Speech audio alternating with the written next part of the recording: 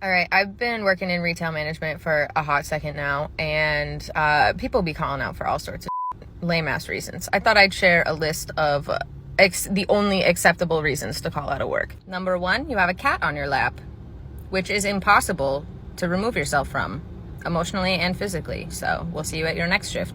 Number two, your eyeliner didn't come out right. Damaging. Devastating.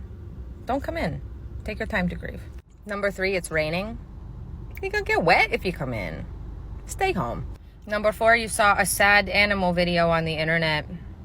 We can't have upset people coming to work. Stay home. We don't want you here. You know, I thought in the last video I was pretty clear that those are the only acceptable reasons to call out of work. But, you know, I sat down, I thought about it. There are some other extenuating circumstances. Here they are. Number one, your dog looks sad today. How could you leave him there alone? Go give him a snug. We will see you at a later date. Number two, your show is really good. Let me know how it goes. No spoilers. If the finale makes you feel anything, though, take another day. It's all right. We'll be fine. Number three, Starbucks is out of your preferred drink. The day is already ruined. How could you go on? Turn around and go home where you belong. Number four, your hair's been up in a ponytail for too long and you took it down and now it hurts. Girl, you should be at the hospital. Go get it checked out. And number five, roadkill. Whether you see it or you caused it, 2 bereavement days right off the bat. So I hope this helps.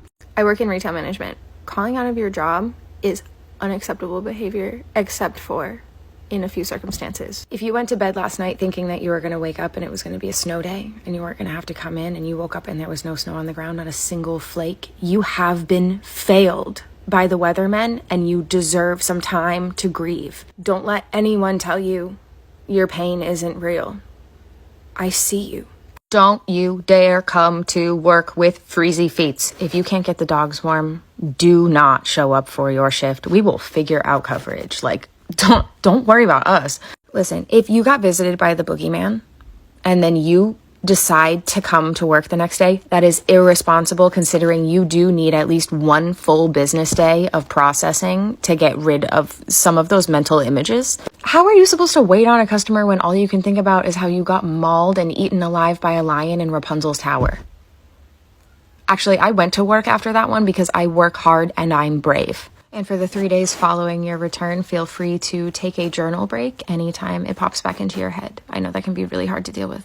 Hi, I work in retail management and people call out for really dumb stuff. So I've compiled yet another list of the only acceptable reasons to call out of your job. Perhaps it was your first time ever seeing Cosmos with Neil deGrasse Tyson, so you're feeling a little funky. Or maybe you just remembered today of all days that you are on a flying rock through space and you feel very small in comparison to the rest of the universe. You just feel like a blip in the grand face of time. But speaking of time, does like a week of PTO sound okay? That's fine. That's okay. I understand. So this one confuses a lot of people because a lot of times this gets filed under existential crisis when you go to put in the PTO. And I get it because there is some similarity between the two. There are some overlapping symptoms, but Aliens has a lot more heavy breathing and yet a sparkle to the eye when it's being discussed. But listen, it's totally okay. Take a day, take 2 days, take 3 days, you know, do some research.